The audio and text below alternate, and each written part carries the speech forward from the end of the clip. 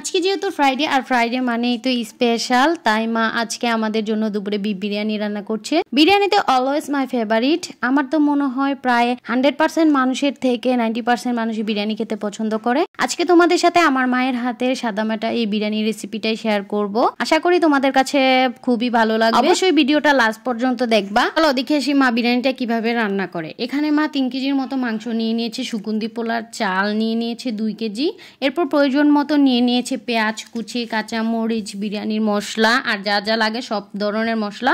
আজকে বিরিয়ানিতে মা আলু দিবে, তাই আলু কেটে নিয়েছে। তারপর মা একটা কড়াইতে প্রয়োজন মতো তেল দিয়ে আলুগুলোকে একটু হলুদ ও লবণ দিয়ে ভেজে নিবে। আলুগুলো ভাজা হয়ে গেলে নামিয়ে নিবে। আবার কড়াইতে পরিমাণ মতো তেল দিয়ে পেঁয়াজ বেরেস্তা ভেজে নেবে। পেঁয়াজ বেরেস্তাগুলো ভাজা হয়ে গেলে সেম কড়াইতেই পরিমাণ মতো তেল, পেঁয়াজ কুচি, আদা রসুনের পেস্ট, লবণ, বিরিয়ানি মশলা, দুধ, বাদাম বাটা, দই, টমেটোর সস, লেবুর রস, এলাচ, দারচিনি সবকিছু দিয়ে মশলাটাকে ভালোভাবে কষিয়ে নেবে। আর এগুলো একদম মা প্রয়োজন মতোই দিয়ে দিয়েছে।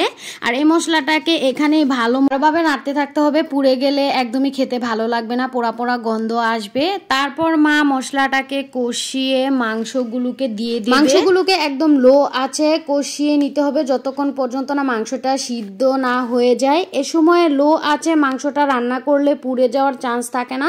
পুড়ে গেলে বিরিয়ানিটা খেতে একদমই ভালো লাগবে না। মাংসগুলো 95% সিদ্ধ হয়ে গেলে মা ভাজা আলুগুলো দিয়ে আরেকটু কষিয়ে নেবে যাতে মাংস আর আলুগুলো পুরোপুরি সিদ্ধ হয়ে যায়।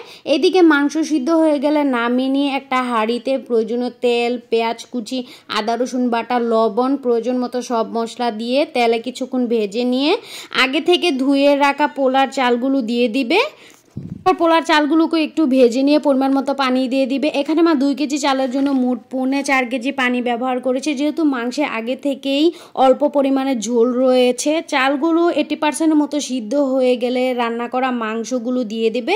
তারপর নেড়ে মিশিয়ে ঢাকনা দিয়ে ঢেকে হিটে দমে দেওয়া হবে যতক্ষণ না পুরোপুরি চালটা কুকড হয়ে যায়। বিরিয়ানিটা রান্না হয়ে গেলে কাঁচামরিচ দিয়ে চেড়ে উল্টিয়ে পাল্টিয়ে খাঁটি গাওয়া ঘি দেওয়া হবে। খাঁটি গাওয়া ঘিটাও আমার মায়ের হাতের তৈরি, তোমরা চাইলে আমি রেসিপিটা শেয়ার করব। আবার আরেকটু নেড়ে চেড়ে খাঁটি গাওয়ার সাথে বিরিয়ানিটাকে মিশিয়ে নেওয়া হবে। আবার একটু লো হিটে তাওয়াতে বিরিয়ানিটাকে কিছুক্ষণ রান্না করা হবে। বিরিয়ানিটা হয়ে গেলে পরে পেঁয়াজ বেরেস্তা ছিটিয়ে দিয়ে নামিয়ে নিবে। তো মায়ের হাতের বিরিয়ানি ডান। বিরিয়ানিটা দেখতে কতটা মাশাআল্লাহ হয়েছে। আজকে বিরিয়ানির সাথে আছে মায়ের স্পেশাল ছালা, ডিম আর গরম গরম ইলিশ ভাজা। আজকে তো আমার দুপুরটা জমজমাট। আর তোমাদের কাছে আমার মায়ের হাতের বিরিয়ানি রেসিপিটা কেমন লাগলো অবশ্যই কমেন্টে জানাবেন। আজকের মতো বিদায় নিচ্ছি, আল্লাহ হাফেজ।